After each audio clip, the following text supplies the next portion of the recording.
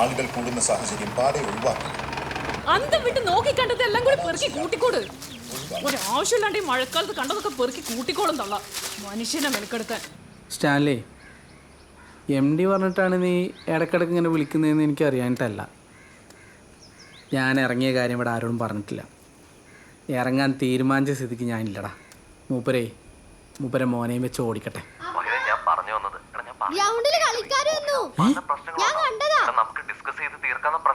Stanley, ഞാൻ വിളിക്കാം.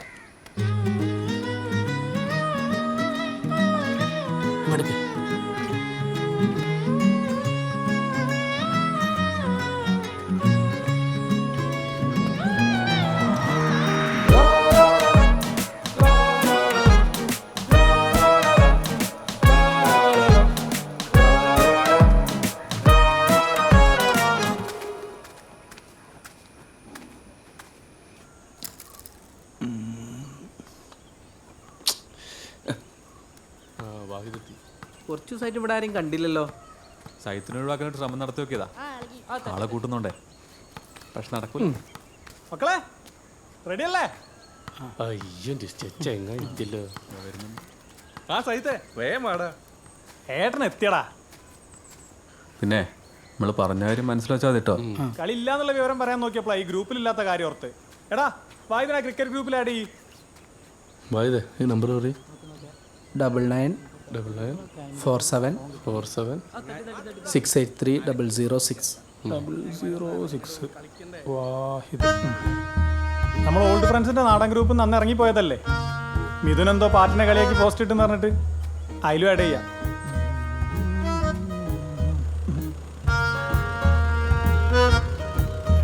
ഓനെ കളിക്കാൻ കൂട്ടല്ലേ, പറഞ്ഞോട്ട്. ആ കളി എന്താ ഇവിടെ? ആഹാ ഈ ഓരോ ഒപ്പിച്ചണല്ലോ. അല്ലെങ്കിൽ സന്ദീപാണല്ലോ ഈ കളി കണ്ടുപിടിച്ച്. ഇന്നവന് കിട്ടാ. ഞാനുണ്ട് ഒരു ടീമില്. നീയേ ആദ്യം വീട്ടിൽ പോയി കുളിച്ച് റെസ്റ്റ് എടുക്ക്.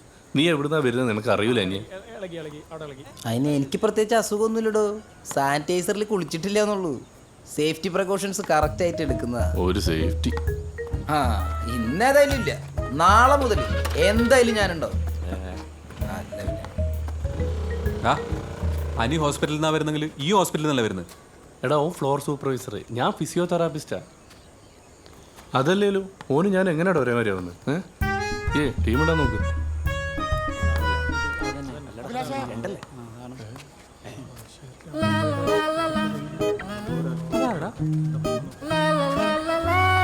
എന്തോ പ്രശ്നം വന്നാ തോന്നുന്നു.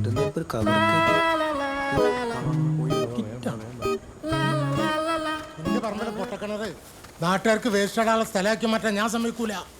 നിങ്ങളാണെങ്കിൽ സമ്മതിക്കുമോ? ഈ കവറിനുള്ളിലെ മരുന്ന് ഷീട്ടില് മീനാക്ഷി എന്നുള്ള ആള് ആന്റെ അമ്മയല്ലേ അഭിലാഷേ? മീനാക്ഷിന്റെ അമ്മയാന്ന് നിങ്ങൾക്ക് എന്താ ഉറപ്പ്? അങ്ങൊന്നും പറയല്ല അഭിലാഷേ. ഈ മരുന്ന് ഷീറ്റിന് വലിയ തെളിവെന്താ എനിക്ക് വേണ്ടേ? ഇതെന്നെ കൊണ്ട് ഞാൻ വീട്ടിൽ കിടപ്പിക്കും. അതിന് നിങ്ങൾ ലേശം പുളിക്കൂ. നിങ്ങൾ കുറച്ച് ബൂർഷകൾ ഉള്ള പറമ്പെല്ലാം കെട്ടിപ്പിടിച്ചിരുന്നിട്ട് ഇവിടെ നാട്ടുകാർക്ക് വീട് വെക്കാൻ പറമ്പില്ലാതെ കടന്ന് കഷ്ടപ്പെടുക. എന്നിട്ട് പഴയ ഓരോ തഴവിന്റെ കഥയും പറഞ്ഞ് നടക്കും. നിന്റെ പറമ്പൊക്കെ ഞാൻ പഠിപ്പിക്കണ്ട. വീട്ട് ബഷീർക്ക എന്ത് നായത്? ഉള്ള കാലം ആളുകളെ കൊണ്ട് നല്ല ഉറപ്പിച്ച് എത്രയും പെട്ടെന്ന് മരിച്ചു പോയിക്കൂടെ? അല്ല കുറച്ചാണ് കൂടെ ജീവിച്ചൂടെ നിങ്ങൾക്ക്? ഇപ്പം വാഹിദിൻ്റെ കാര്യം തന്നെ പറയാം. ഈ ഗ്രൗണ്ടിൽ എന്തെങ്കിലും ഒരു പ്രശ്നം ഉണ്ടായാലും വാഹിദിൻ്റെ വാക്കാണ് അവസാന വാക്ക്. എന്തുകൊണ്ടാ? ഓനൊരു ഗുഡ് മുസ്ലിമാണ്. അതാണ് എൻ്റെ കാരണം. ബഷീർക്ക, ഈ വേസ്റ്റ് ഞാൻ ഏറ്റെടുത്ത്. ഇപ്പൊ പ്രശ്നം തീർന്നില്ല. ഇത് ഓൻ്റെ വീട്ടിലല്ല. നിനക്കെന്തിനത്? എനിക്ക് കുറച്ച് ആവശ്യങ്ങളുണ്ട്. പ്രശ്നം തീർന്നില്ലേ? ഞാൻ പോട്ടെ. ഓരോ ചവറ് കേസ്. പ്രശ്നം തീർന്നല്ലേ ബഷീർക്ക? ഒരു ബൗസര സമൂഹത്തിൽ ജീവിക്കുമ്പോൾ നമ്മളല്ലേ കുറച്ചൊക്കെ കണ്ണടക്കേണ്ടത് ബഷീർക്ക? അതെന്തിനാ കണ്ണടക്കണത്?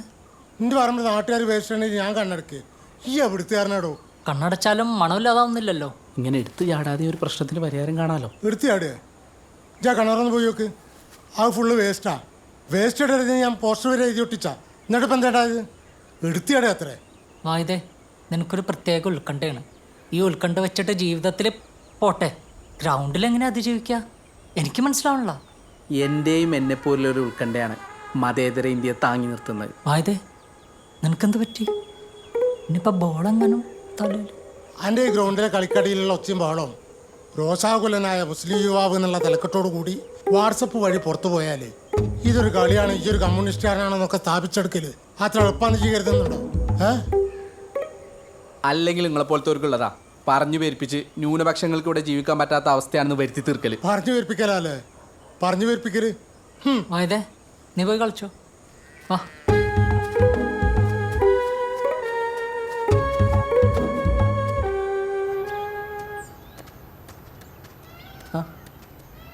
എന്തെല്ലാവരും കയ്യിലൊരു ബുക്കൊക്കെ ആയിട്ട്? ഇന്നലെ ഈ ആ വഴിക്ക് അടിച്ചിട്ടേ ഫോറാന്ന് പറഞ്ഞ് തർക്കിച്ചെന്നറിഞ്ഞ്. തർക്കിച്ചല്ല, ജനാധിപത്യപരമായ ഒരു ഡിസ്കഷൻ മുന്നോട്ട് വെച്ചാ. ഫീൽഡർമാർക്ക് തൊടാനാവാത്തതിലൂടെ കടത്തി വിടുന്നതാണോ ഈ ജനാധിപത്യം മതേതരത്വമൊക്കെ? അതിനൊക്കെ ഒരു ലോജിക്ക് വേണ്ടേ? ഈ ഗ്രൗണ്ടിൽ എന്ത് ലോജിക്ക്? പിന്നെ നിയമത്തിൽ എവിടെയെങ്കിലും ഒരു പഴുത് വേണ്ടേ? ഇന്ത്യൻ കോൺസ്റ്റിറ്റ്യൂഷനിൽ വരെയല്ലേ ഇപ്പോൾ.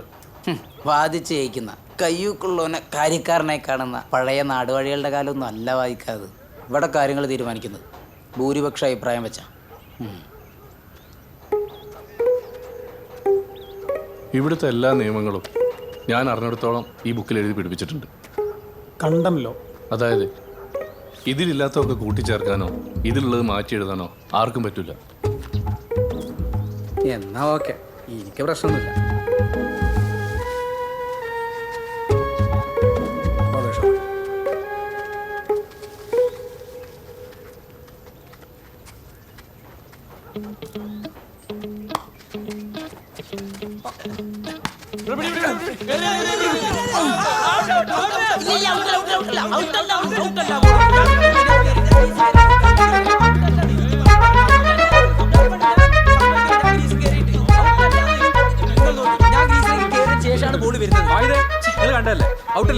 ഇല്ലാന്ന് ഞാൻ എത്തിയതിനു ശേഷമാണ് ബോൾ എറിയുന്നത്. നിങ്ങൾ കണ്ടിട്ടാവുമല്ലോ, ഞാൻ ഗ്രീസ് എത്തിയതിനു ശേഷമാണ് ബോൾ വിക്കറ്റ് കൊള്ളുന്നത്. ആയിട്ടില്ല, ഒരു മിനിറ്റ്. വാഹിദ് പറയും, അതെന്തായാലും സ്വീകരിക്കും. ഭൂരിപക്ഷത്തിന്റെ അഭിപ്രായം എടുക്കുക. അപ്പൊ ഔട്ടല്ലേ?